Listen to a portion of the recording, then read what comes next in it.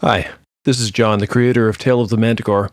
I just wanted to include this quick message at the beginning of the show to say that, over the summer months, I plan to increase production just a little bit. I'll be aiming to release 3 episodes a month instead of the usual 2, at least for the summer. After that, I'll probably have to return to bi-weekly. Just wanted to share that good news with you. And now, on with the show. The following podcast is intended for a mature audience. Listener discretion is advised.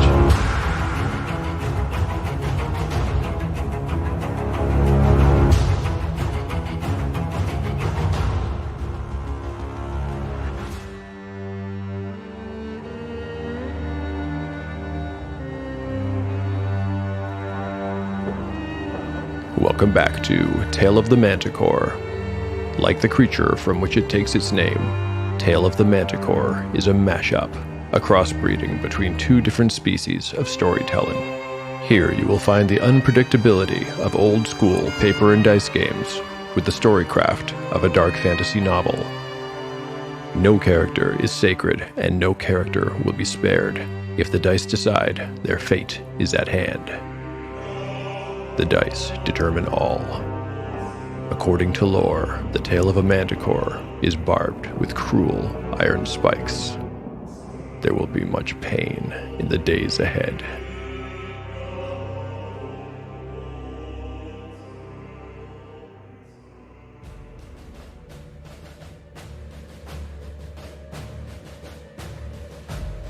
Last time on Tale of the Manticore. In Chapter 7, our party of 5 tragically became a party of 4, when Soli, brave dwarven warrior of the Skundrum War, fell in battle with zombie-like creatures known as Raffenfell's Angels. The abomination's maker has fled his laboratory, leaving the party with no real clues as to his identity. The party spends the night in the dungeon, mourning the loss of their friend and licking their wounds. They'll be faced with rather a large decision in the morning.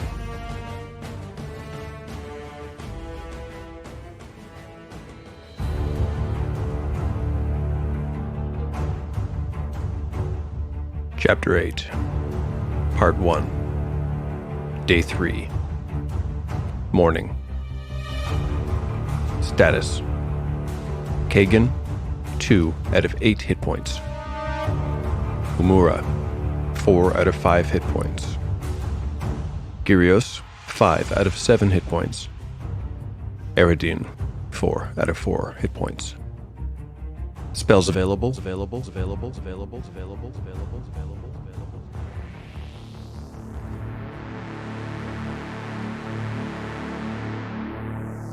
Between the lines. Umura has found Derman's spellbook, but she hasn't had an opportunity to look at it yet. That time is coming up shortly. As soon as the party stops to rest, Umura will be nose deep in her books. And since she knows what it is, Derman's book will be of greatest interest to her. Although I've been using the rules, more or less, from the Moldvay edition of the basic set, I'm planning to tweak a thing or two for Tale of the Manticore. The first item on the list is to demote the spell Read Magic from 1st level to 0 level. This means that any magic user can read magic writing at any time as a permanent always-on ability. The reasons for this are probably obvious to anyone who's played the game.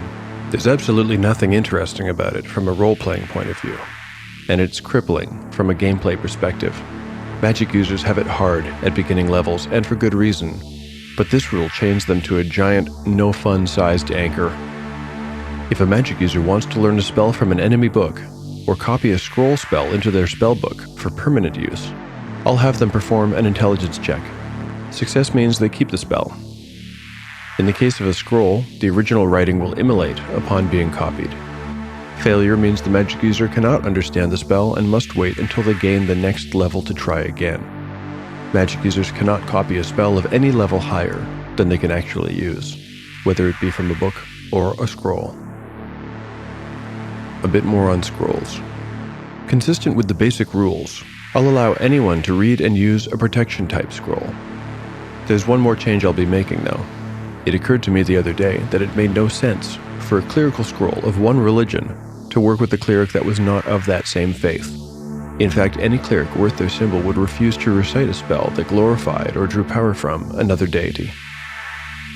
A final word on the subject of spells. In virtually all cases, I'll be dispensing with the whole spell component thing, unless it really adds some flavor to the narrative. A spellcaster needs to be able to speak and move in order to cast a spell, and that'll about do it. Well, there's a little give and a little take for our users of magic. With that out of the way, let's get back to our characters. Although the greatest danger appears to have passed, they are quite literally not out of the woods yet.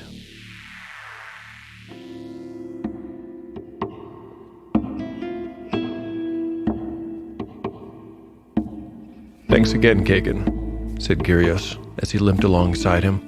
"If it weren't for these boots, I should not have lasted 20 minutes. Kagan smiled back wanly. His feet already hurt, and it was not yet noon. They had many more hours to go before they made camp for the night.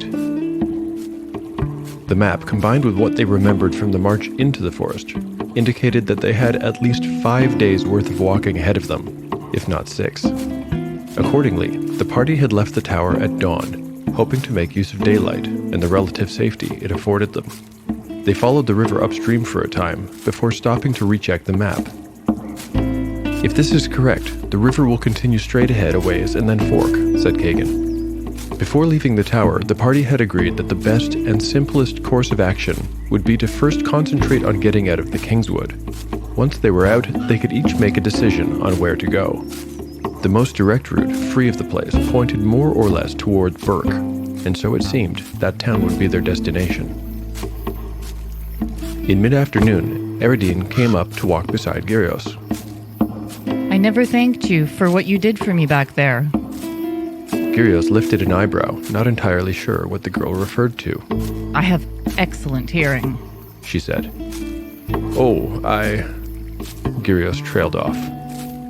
"You took my side when no one else did, and for that I'm very grateful. You were very kind." Gyrios merely smiled uncomfortably. A moment later, the girl spoke again. "Tell me of your homeland, Gyrios. Is it very different from Camertine?" "Well," Gyrios considered thoughtfully, "yes and no. For one thing, young ladies never address older men. It's considered immodest." "Immodest? Really? How odd. What else?" "Well, you might find this, interesting. Girls under the age of 12 are not permitted to wear a dress or grow their hair past their shoulders." Responding to Eridine's blank look, he added, "It has to do with our religion." "Oh, is everyone in Camranth as spiritual as you are?" "No, they aren't. But I do think that overall Camranth is more religious, more conservative, at any rate. Perhaps they just value their customs more. Camranthians worship many gods, not just Mazagar, you know. There's Noda, goddess of the sky, Vorodon, god of the moon, and Nathier, goddess of the seas, to name but a few." "Then why do you pray only to Mazagar?" "That's the easiest of your questions so far, Eridine. Of all the gods, I pray to Mazagar because he's the only one to have spoken to me." "He really did?" Eridine was rapt. There was no hint of irony in her tone or expression. "What did he say?" "Back to hard questions, I see. He spoke to me when I was but a boy, 5 or 6 years younger than I'd guess you are. I have followed him ever since.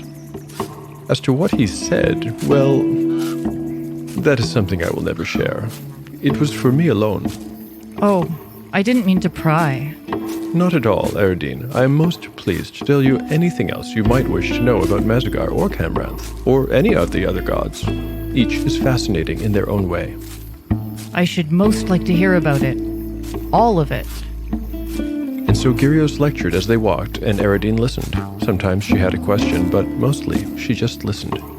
Camranth was exotic, far away. She thought a person might start a new life in such a place. They spent the next few hours this way. It seemed that once he started, it was hard to stop Gyrios from talking. Eventually, the sun dipped lower in the sky, then disappeared below the tree line. "Here is Vorodon to light our way," said Gyrios, pointing at the full moon as it became brighter, little by little. They all breathed a sigh of relief when the expected fork in the river came into view. After they forded the river, Kagan called a halt. Ahead, the silvery ribbon of moonlit water curled away and out of sight among the trees. "I think we best settle in for the night," said the fighter. "I would wish for a campfire, but it might be best if we forgo it. The light might draw attention to us."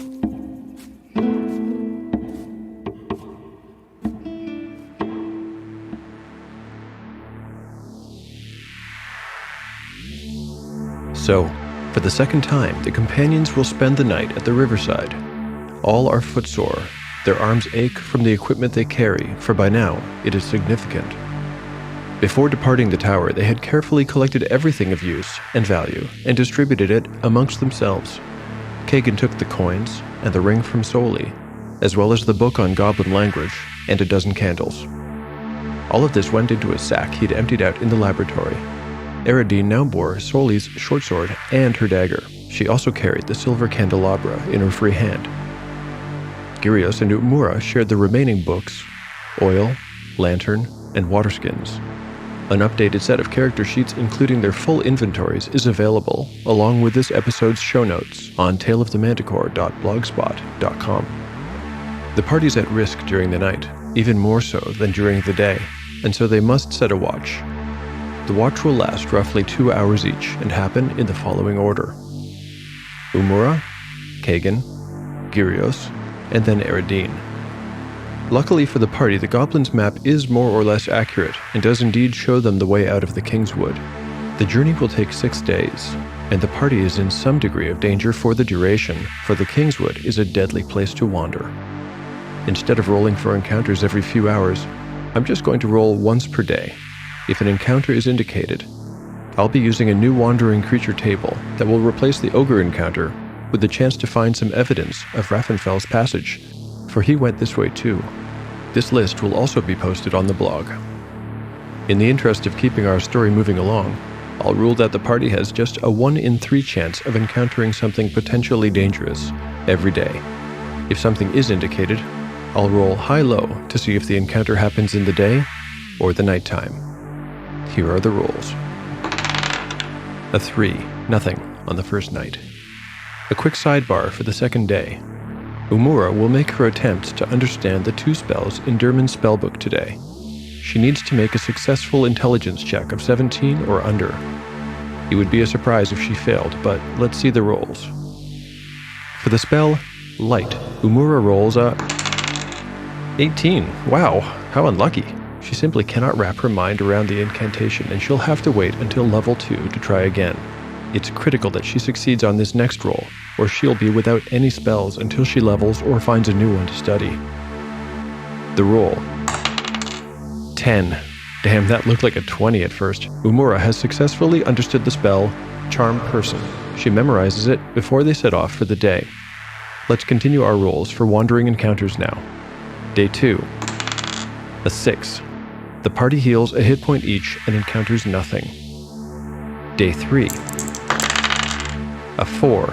The party heals a hit point each and encounters nothing. Their stats are now: Kagan, 4 out of 8 hit points; Umura, 5 out of 5; Gyrios, 7 out of 7; Eridine, 4 out of 4. On the 4th day, Kagan goes up to 5 hit points, and everyone else is at max. So let's see if they run into any trouble. Here's the roll. A 2. It looks like they have found something, or something has found them. Let's see if the encounter happens in the day or the night. Rolling. It happens during the day. For the encounter type, I've rolled a 2. Let's check the table. The table tells me they found 5 to 9 giant rats. Let's see how many. Just 5. That's fortunate, for although these giant rats are fairly weak with just 3 hit points each, their bite carries the chance of serious disease, and the party is still without any form of protection at all.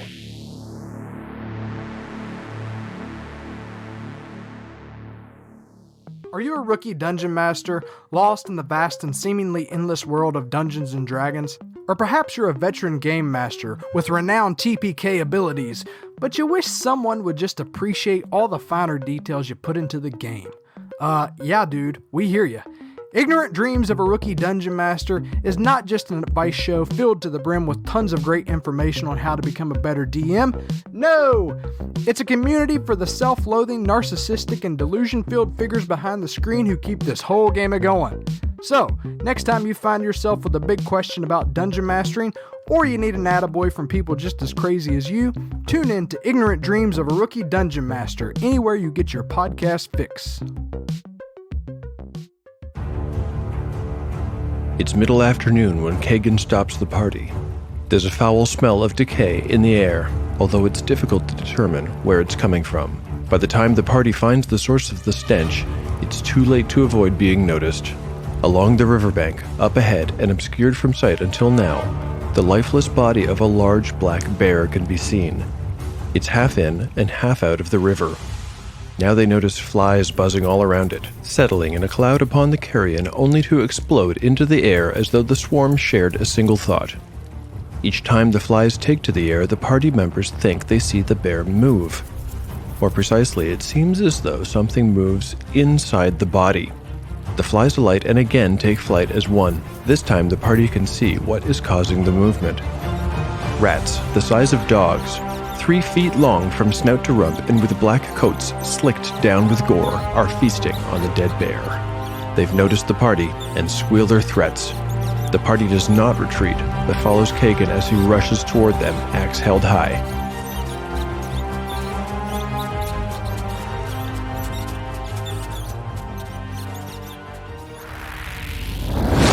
Entering combat.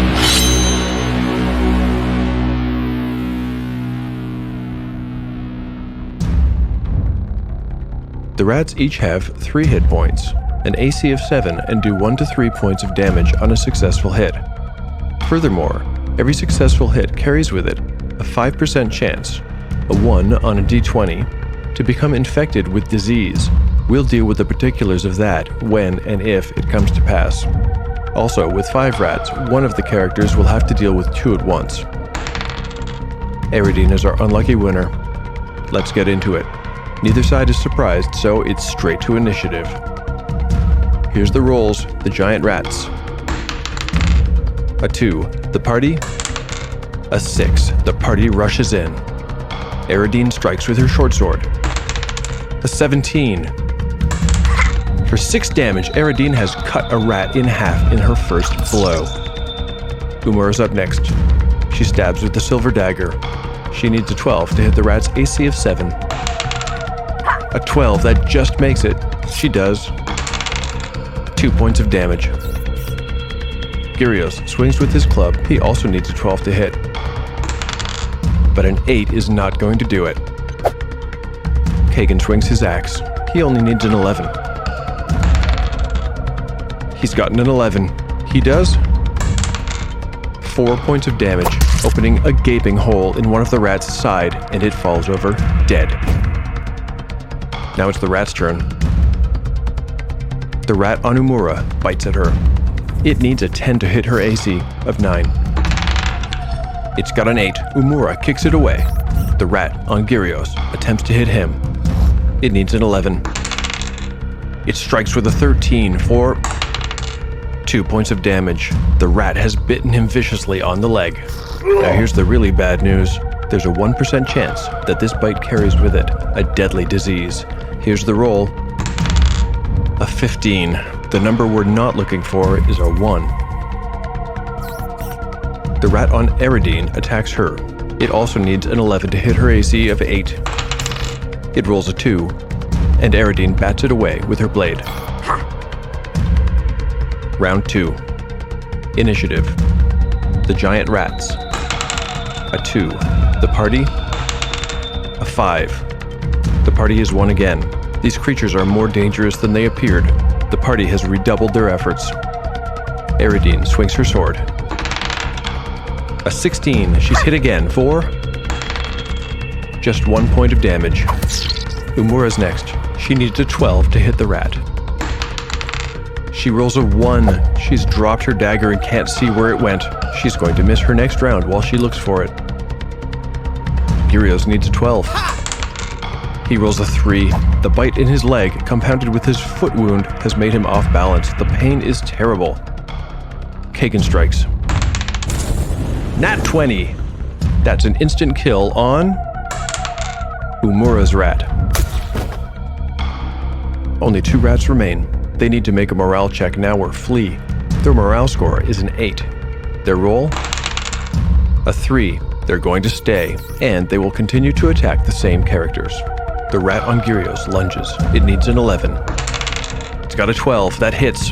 Gyrios has been knocked backward. He trips. The rat is now on his chest and tears at his shoulder. 2 points of damage. Another chance for disease. An 8.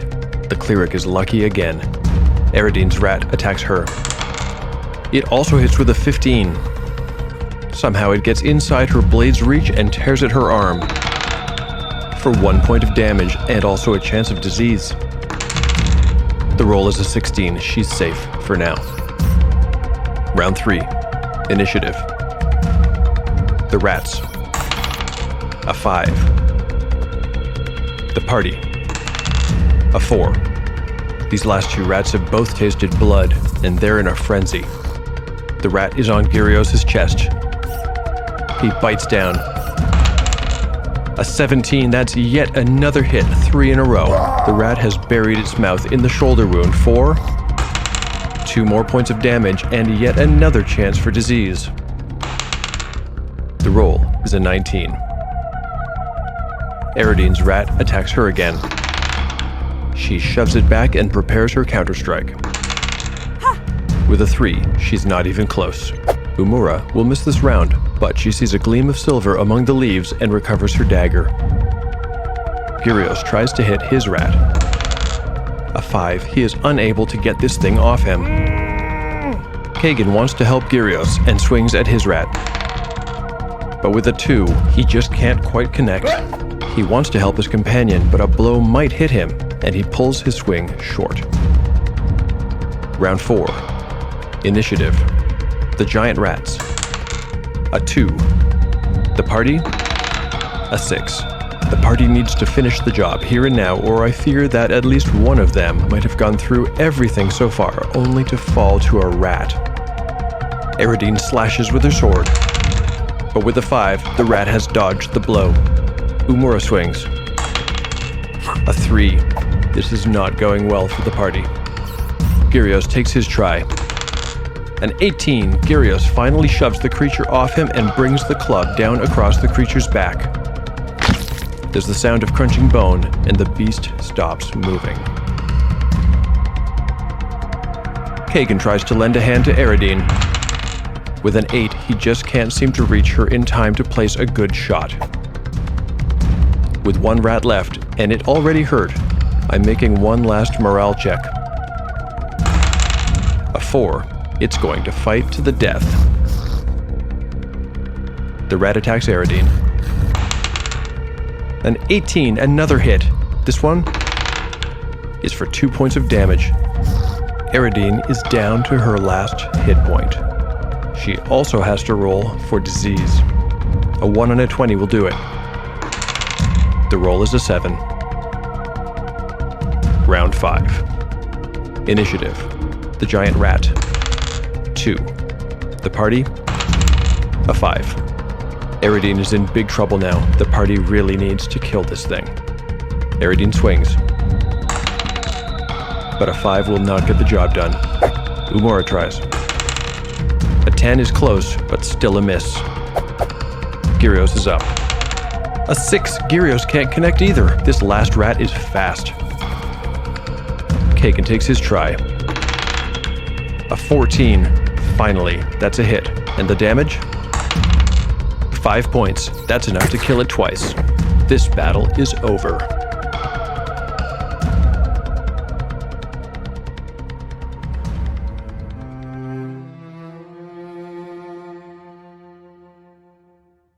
Party stats post-combat are now as follows. Kagan, 5 out of 8 hit points. Umura, 5 out of 5 hit points. Gyrios, 3 out of 7 hit points. Eridine, down to 1 out of 4 hit points. Spells available. Umura has memorized Charm Person. Eridine is badly hurt, and the brush with death has rattled her nerves. When Gyrios moves towards her, she wraps her arms around him and cries into his chest. The priest winces but does not let go. He murmurs comforting words to her and strokes her back. "We absolutely need to get out of these woods," says Umura, stating the obvious. Kagan checks the map. He tells them that they probably have just one more full day of travel. They move away from the scene of carnage and continue to follow the river. After an hour, they stop to make camp one last time. Although it's painful, Gyrios insists that both he and Eridine scrub their wounds thoroughly in the river water. He's aware that vermin carry disease, though he does not mention this to Eridine, who is barely keeping it together. More bandages are torn and applied. They plan their night watch and get ready for the coming long hours of waiting in the dark. Waiting for the dawn. I need to make one more wandering encounter check for the next day. The roll. It's a 5. Mercifully, nothing finds them. Party spends a final, terrible night in the Kingswood, enduring hunger, pain, and fear. But in the morning, dawn does come. Gyrios makes his prayers, and the party fills their skins with river water and picks up their gear. Breakfast will be the very last of their turnips. The carrots and radishes are long gone, so there will be no lunch or dinner. The last day is exhausting and marked with the feeling of urgency. They must rush along and take only short breaks. Nobody wants to spend another night in the woods. As the sun begins to set, Kagan points ahead and laughs. "Look, you can see the sunset through the trees. They're thinning out. We've made it." And sure enough, they had. Just 30 minutes later, they found themselves on the road. Kagan felt like he could have knelt down and kissed it. After pushing on just a few more hours, like an answered prayer, they saw the lights of Burke.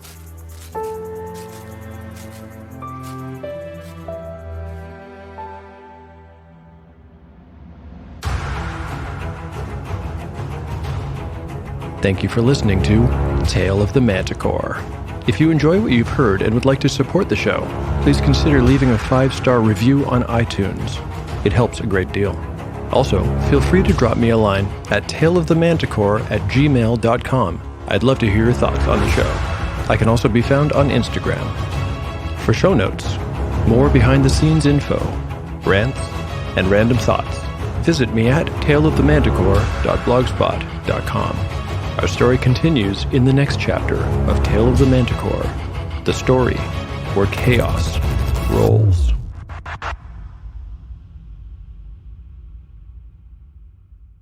Would you like to know more about some of the most influential role-playing games out there? Roll to Save is a podcast dedicated to the history of RPGs, and it can be found wherever you get your podcasts from and at rolltosave.blog. We take a long, hard look at the origins of some of the biggest games and their often turbulent histories. Roll to Save also looks at how modern games have been shaped by the games that came before. So, if you fancy delving into the fascinating history of role-playing games, visit rolltosave.blog or search for Roll to Save on your podcast directory of choice.